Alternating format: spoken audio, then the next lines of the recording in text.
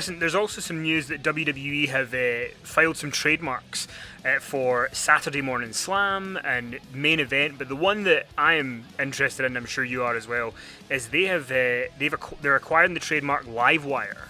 And we know that in 1996, WWF at the time started Livewire, the studio show that had Vic Venom, and it had a certain, advocate calling in as Bruce from Connecticut. What do you think of them having Livewire, getting that trademark? Could they do a style of show like that, but modernise with all the tech that we've got today? And what do you remember about Livewire of 1996?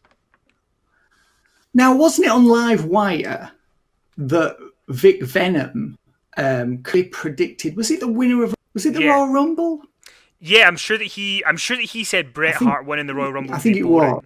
So yeah, I think and it was. I remember that being a big story at the time, and they were like, "It's like, hold on a minute, you're not supposed to be come on here and let people know that you're supposed to come on here and play dumb." And Vic Venom, Vince Russo's ego was, of course, too large for him to do that. He had to be the smart one. It was I think seen as quite a revolutionary show at the time, because everything. Well, actually, Raw had been around for 3 years then, of course.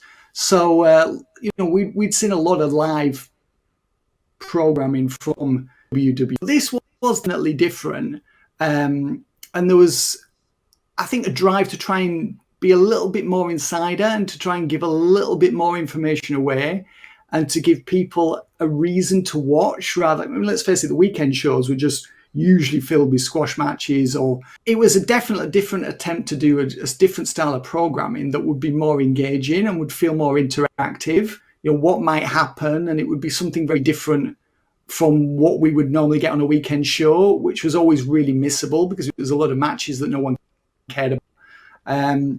So that's my memories of. I really feel like ECW at the time did have a little bit of influence on it as well, because ECW was still a very influential force in the business at the time. So I think there was some of that as well, where they were trying to be a little bit edgier and more controversial.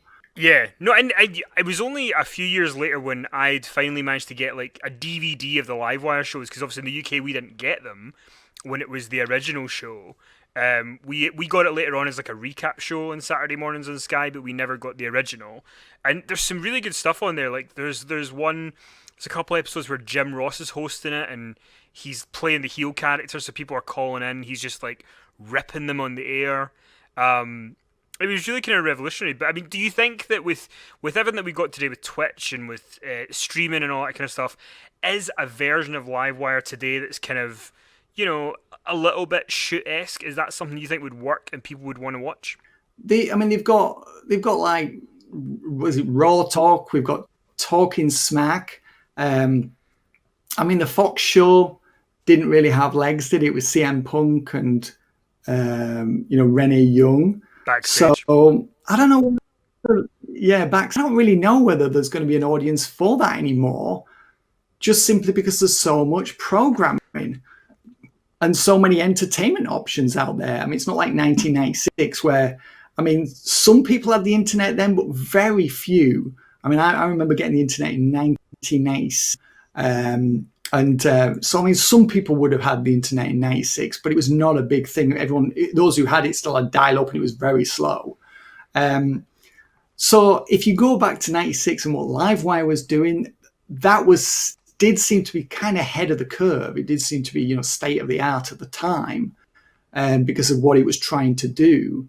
But if you think of what they do now and what's on offer now, and the amount of hours of programming that WWE is presenting, is there room? Do people have room in their schedules to what else?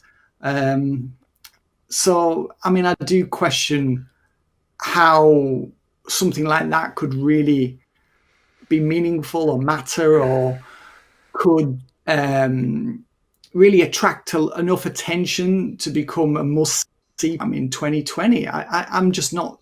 I don't think so. No, because they've tried lots of different things, and they've sort of, obviously, many of the confrontations that we've seen on WWE on these Talking Smack titles have sort of cross the line, blur the line between work and shoot. So we've already seen that many times. So whatever they do, we've probably already seen it. Back in 1996, we haven't seen it from WWF. Now it's, I wouldn't say we've seen it all because there are always new things that can be done.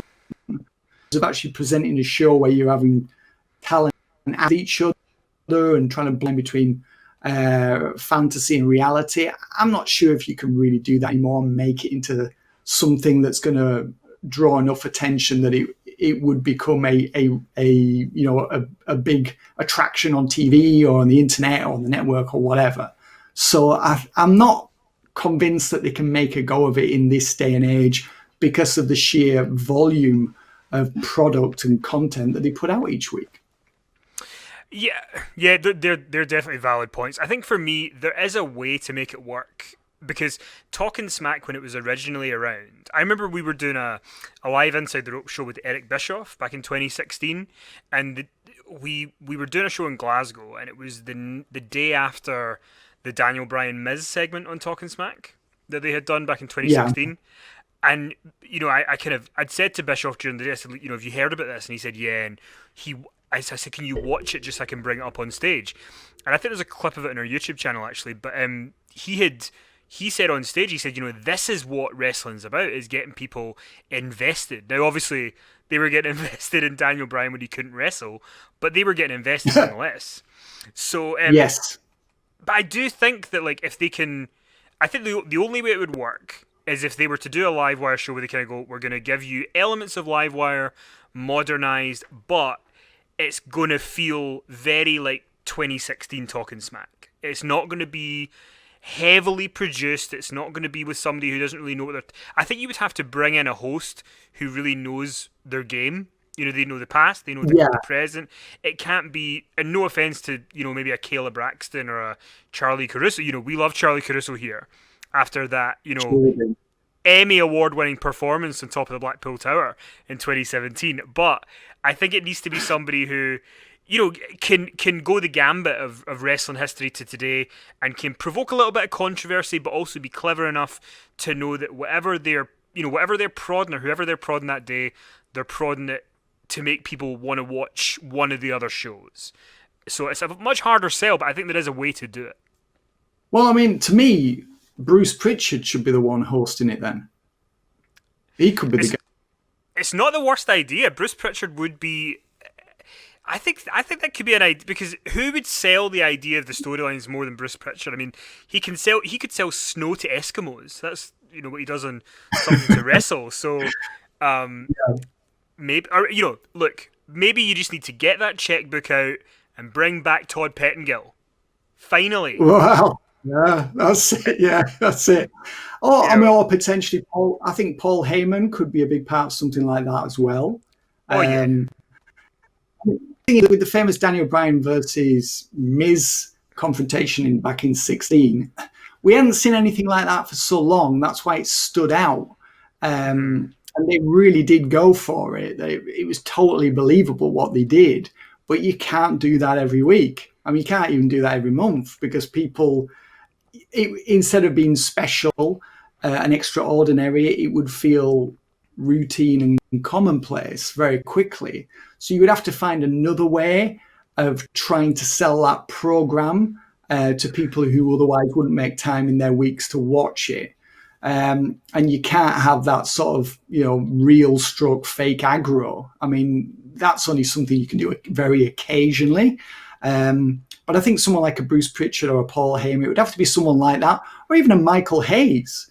I mean, these guys who've been around the business since the 80s or even in the 70s, in Michael Hayes' case, I think there's so much that they could bring to the table. They're obviously still working for the company now and are apparently aware of what's going on in 2020. And they've got this knowledge dating back 20, 30, 40 years or even longer. So I think something like that could probably work. They don't really do anything that's got that historical sort of edge to it, with a on-screen character who spends a long time talking about, past events or shows or interactions with talent. And that's not really something that WWE on a regular basis. So maybe that could work. I mean, I guess we've got this. We do have the Steve Austin podcast where we'll do a lot of biographical stuff, which will on occasion go back many decades. But I think that's a different format to what Livewire would be if it were to be revived and formulated for a 2020 audience. So I think that there is a way, but then again, how much? I mean, I think there might be an audience for something like that with some more historical stuff and someone like Bruce and Michael Hayes or Paul Heyman on there. Maybe that's got legs. You also look at all of the kind of 24 specials and documentaries they do. I remember watching like a Chronicle on Shayna, with her leading up to WrestleMania, or you watch Drew's 24, and there's a lot of these kind of moments that the wrestlers have that they don't show those characters on TV. And I think those kind of moments make you want to either root for somebody or hate them. So to have heightened versions of the real people on these shows, I think that's part of the reason I like Talking Smack, was because you'd have the Usos on there, and they might be unhappy one week that they weren't on TV, and they would kind of have a dig about it or whatever, and you would feel that you were kind of getting something that you weren't supposed to get. So I think there are different ways to do it. So I guess we'll see if Livewire can be revived. Maybe like a modern version of Confidential. Remember that from 2000? Yeah, Mean Gene hosting. That was pretty big at the time, but again, that ran out of steam pretty quickly. I think around 2002, 2003, and they did put a lot of effort into that and had some heavyweights on there as well. And did things that they certainly wouldn't go near on the main programs. So, I mean, maybe something like that could work. I don't know. I mean, the thing is, they've got the people, they've got the talent, they've got the production people, they've got all the resources to do anything, try anything. And if it's just a network show, which it will be, why not give it a shot? And if it doesn't work, just can it after 6 weeks? I mean, no one would think any less of WWE for doing so. Why not give it a try? Lots of things start and stop in WWE. I mean, we see with wrestlers pushes all the time. With a show that's not working, we'll just quietly discontinue it and move on to something else. So I think it's worth a shot, worth a try to do something kind of radical. Well, I'll tell you something that will not be canned after 6 weeks, and that's the Power Slam podcast here in video. We're here to stay.